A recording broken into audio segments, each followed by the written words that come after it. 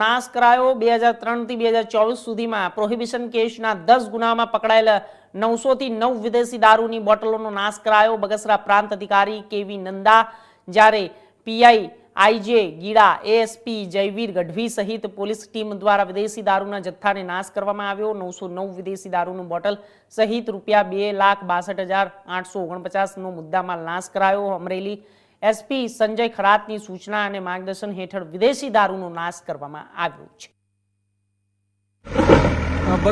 Bagasara police station ખાતે આજે પ્રાંત બગસરાની હાજરીમાં સન 2003 થી લઈ અને 2024 સુધીના કુલ 10 ગુનાઓના 1000 ઇંગ્લિશ દારૂની બોટલો જેની કુલ કિંમત 2,62,879 રૂપિયા છે એનો બગસરા પીઆઈ અને અમોની હાજરીમાં મુદ્દામાલ છે એનો નાશ કરવામાં આવેલો છે.